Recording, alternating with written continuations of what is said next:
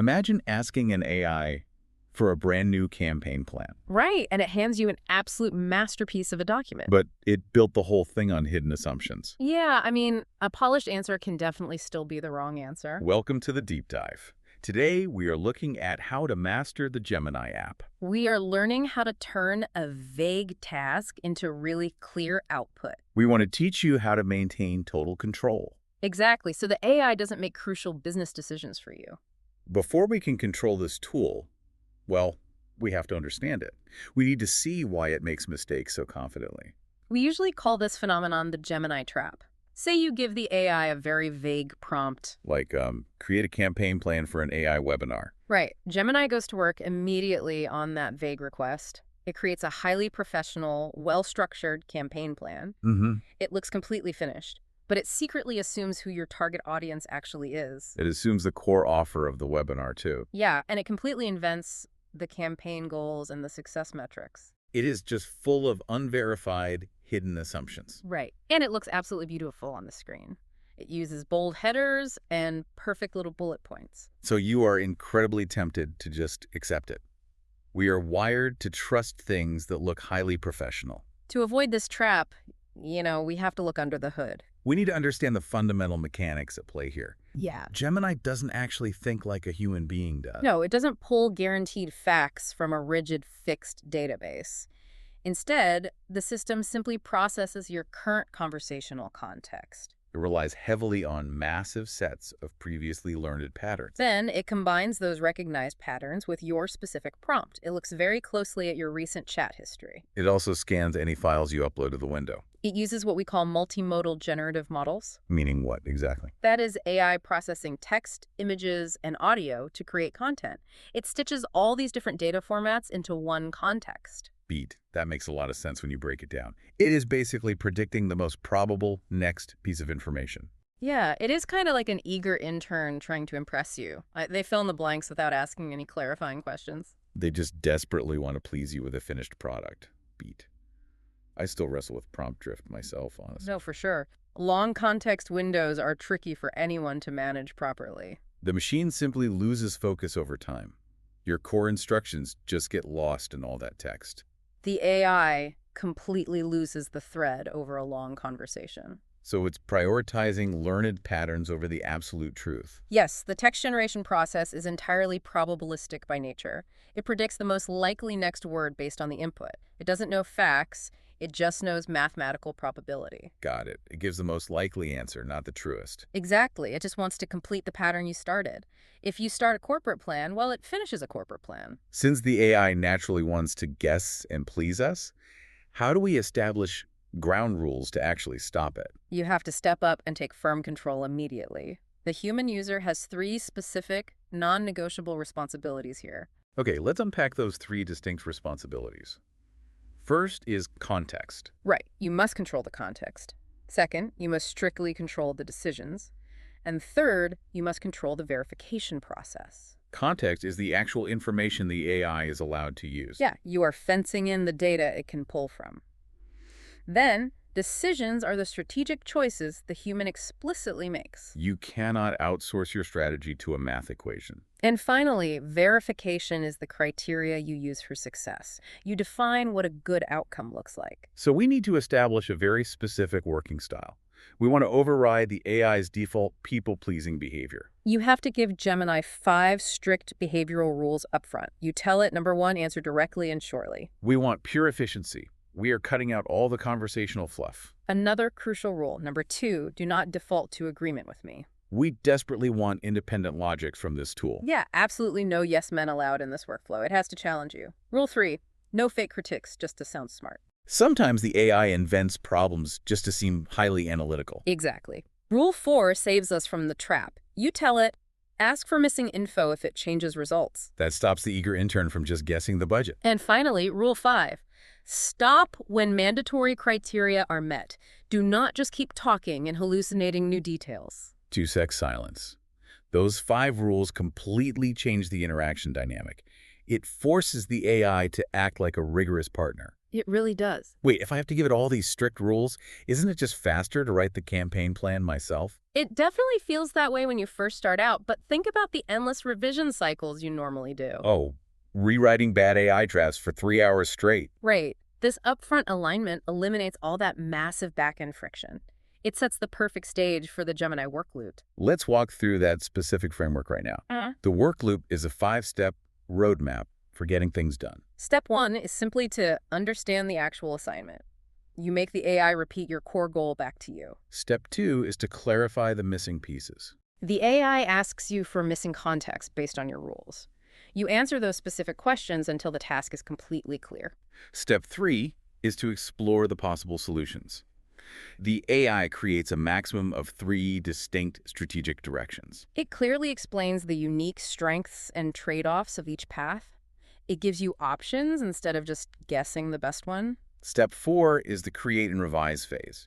The AI finally builds the deliverable based on your specific choice. You review the output and ask for very targeted revisions. And step 5 is the independent review phase. You do a final check in a totally fresh chat window. It's vital. It's like stacking Lego blocks of data.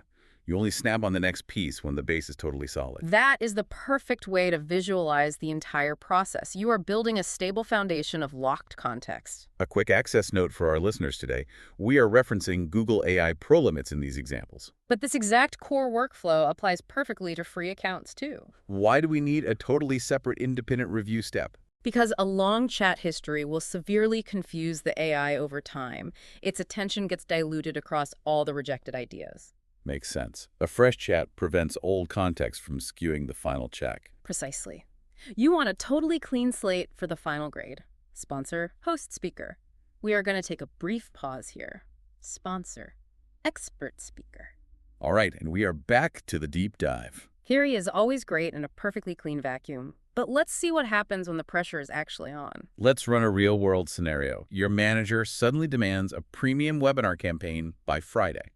And you only have some rough audience notes to work with. The anxiety is high and the deadline is incredibly tight. We're going to walk through the practical application of the loop. You start by firmly framing and grounding the initial request. You do not just blindly ask for a campaign plan. You upload your official brand guide to the chat window. You provide the rough audience notes you actually have. Then you force the AI to return 2 specific lists. You ask for confirmed facts versus missing information. This completely stops the AI from making assumptions right out of the gate. It reads the brand guide and your messy notes. It realizes it doesn't know the actual webinar budget or the desired speaker lineup. So it asks you for those specific details directly. Yeah. You provide the budget and the internal speakers. Now the foundation is solid. Next, we move into the explore and choose phase. You force the AI to give exactly 3 campaign directions. You demand that each direction includes potential risks. You also want to see the expected audience reactions for each. This is where you actually have to do the hard work. The human must choose the direction based on real business goals. You cannot outsource your strategic judgment to the machine. The AI gives you a conservative path, a viral path, and an educational path. You look at your quarterly goals and pick the educational path. Once you pick that path, you create the direction lock. This becomes your absolute unbreakable source of truth. You literally tell Gemini, do not change this direction unless I explicitly approve it. It successfully locks in your main goal and target audience. It locks in the core promise and exactly what topics to avoid. This is mathematically important for the language model's attention mechanism. You are heavily weighting these instructions. With the direction locked, we can finally build and check. We build the final campaign brief using the Canvas tool. Canvas is a split-screen workspace to edit long AI drafts. It fundamentally changes how you interact with the AI model. It moves you from a simple chatbot to a collaborative workspace. It keeps your ongoing chat firmly on one side and the living, breathing document on the other side. You can highlight a single problematic paragraph in the document. You ask the AI to rewrite just that one tiny section. Then you review the total work using incredibly strict rules. You label your feedback as pass, blocker, or optional improvement. You only stop the revision process when everything gets a clear pass. The brilliance of this blocker rule is really fascinating to me. In most organizations, feedback is usually incredibly subjective and messy. People just say, make it pop, or I don't like this. But a blocker is only valid if it violates the direction lock, or if the specific claim completely lacks factual evidence. Whoa, imagine scaling this to 1 billion queries across an enterprise. Imagine an entire company giving objective, criteria-based feedback to AI. 2-sec silence. You could process immense workloads without ever losing the core business goal. It forces a level of clarity we rarely demand from humans. It forces you to actually define what a failure looks like. Is a blocker just anything I don't personally like? Not at all. That is the beauty of the strict system. Blockers must be objective, provable violations of the locked brief. Right, blockers need hard evidence, not just a personal preference. Exactly. You are enforcing the agreed rules, not just sharing your feelings. But there is an obvious bottleneck we need to address here.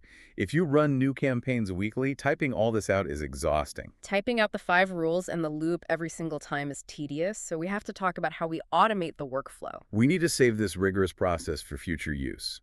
You turn your proven, tested process into a gem. A gem is essentially a packaged, repeatable AI workflow.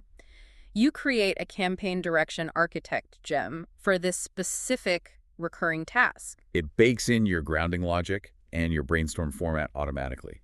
It also includes your strict review rubric and the blocker rules.